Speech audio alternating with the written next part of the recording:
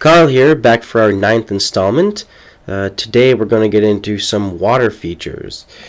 So the first thing we're going to start off by is zooming in on our existing water feature. This is less of a natural water feature. This is incorporated with some hardscape, and as you can see, it's a really nice example of what you can do.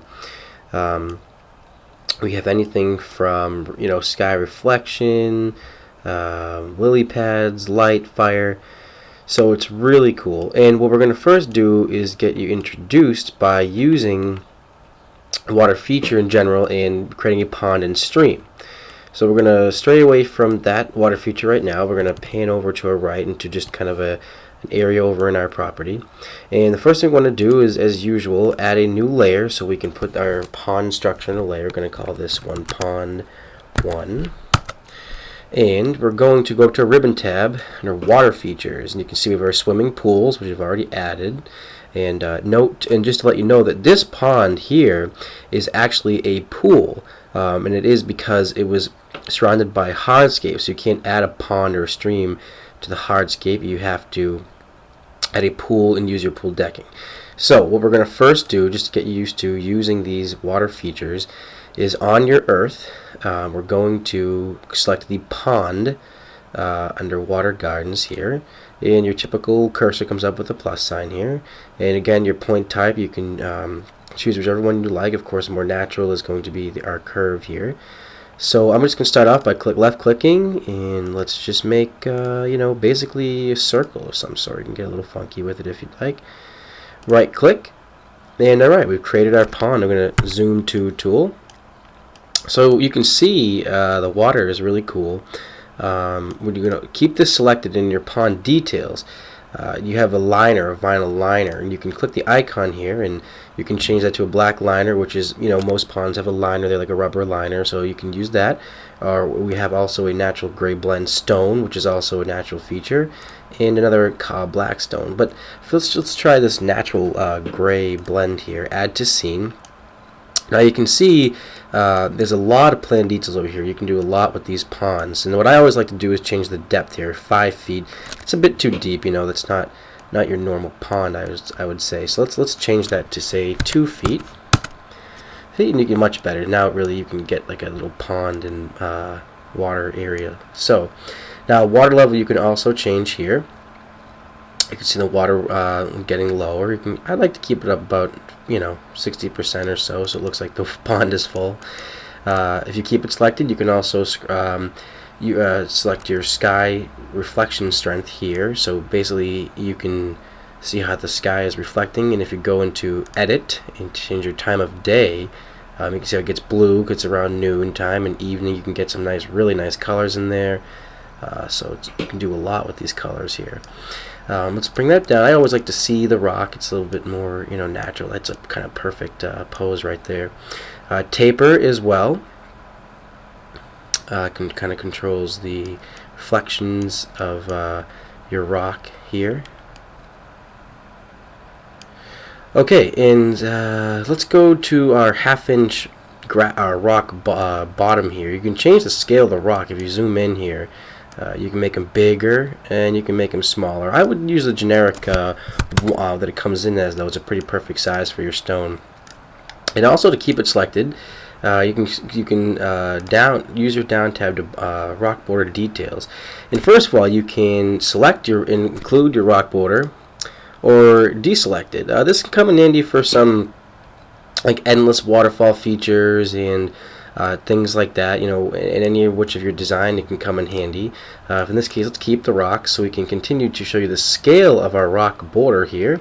We can go down to 0.9, 0.8, and you can see they get smaller. You can choose whichever one you like. Spacing is also a really cool tool too as well. So see how the rocks are spaced pretty close together. You can have them go further apart and as well as closer together. That's another important tool there. So let's head back up to our ribbon tab up here and go back to water feature. And you can see under water gardens there's a couple more features. There's stream and waterfall. Let's show you the stream tool real quick. This is just an easier way to create that more river-like stream look. So you can put some, curve in here, and you can, end back up into your waterfall here. And basically, you could, if you want to double click, just like as usual, you can edit your points and kind of bring this back here. And maybe this is where you might want to, take, you can up the scale of your your bed liner here, and kind of create a different texture as you go along, just to kind of create your, I guess, your perfect water feature. What we're going to do is just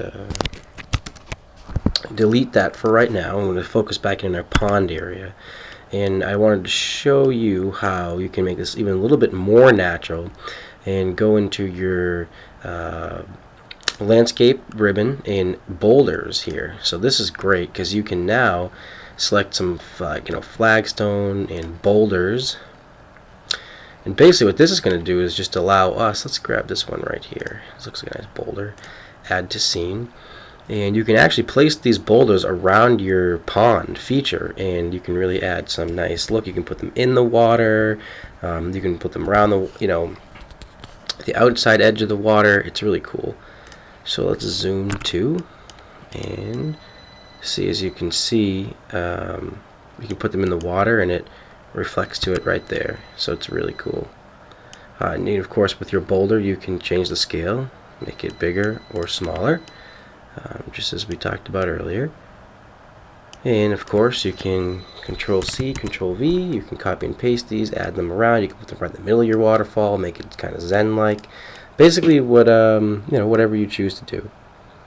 And you can also add plants. This is great too. So there's an aquatic tab, I believe. So miscellaneous, and go into aquatic, and we have some water lilies here. You can add those in your water feature. Let's elevate those a bit so we can let them look like they're in the water a little bit better. Ooh, let's go down. Alright, so that looks really great. And the last feature that we're going to show you, back up to ribbon tab under water features, there's waterfall. Now this is great. This is where we can maybe use our boulders. We can make them a little bit bigger, maybe even copy and paste one here, right? And let's put this one, maybe it's sync it by elevating. You can sync it up or down. Let's even rotate a little bit so we get like this kind of plateau here. And let's move it into our other rock. Let's go down again one more time. And now what we can do is we can go to water feature, and let's pick a pretty small water feature, like 1 foot or so, and add to scene. And you can see on your cursor there's a little waterfall here. And basically you just left click, and let's zoom to so you can get a better look at that. And that's what the waterfall looks like. And we'll show you how you can view your waterfall. Let's take off auto elevate again so we can position this the way we want it, and every time we touch it, it won't keep going back to grade.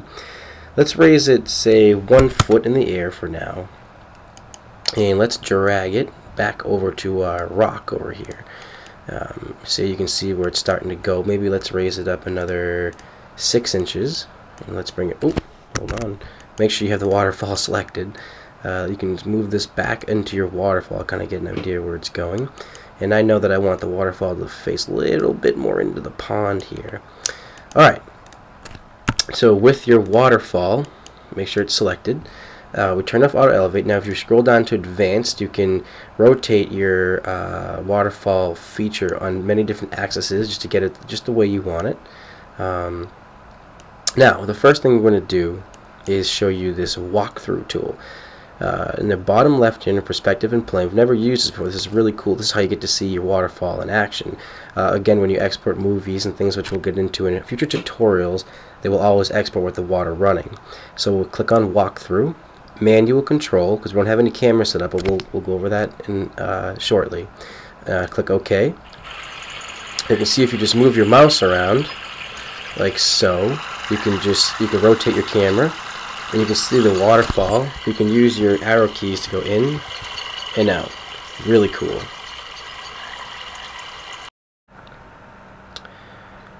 So basically you can just hit escape to get back into your perspective mode, which is your your regular view here. But walkthrough mode is a really great tool, and we'll use that again when we build our custom waterfall over in our house. So just real quick, I want to go back over our waterfall. So when you have it selected, again, you can click on your icon here as usual, and you can click a bit of a bigger waterfall. So let's go move up to like a 2-foot waterfall. Add to scene. Alright, so basically what this is going to do is just maybe give a bit of a larger stream. So let's go to walkthrough one more time, manual mode, okay. And again, just rotate your mouse so you can see that that got a little bit bigger now, a little bit more stronger. And you can see the water effects and sounds are all there. So escape one more time, and let's just go over one more thing. Again, if you double click your waterfall here, you can edit your points just like your patio and your pools. And of course, you hit hold control, and you can also add points as well. Alright, well, okay, so now we're going to get into adding and designing our custom water feature over here.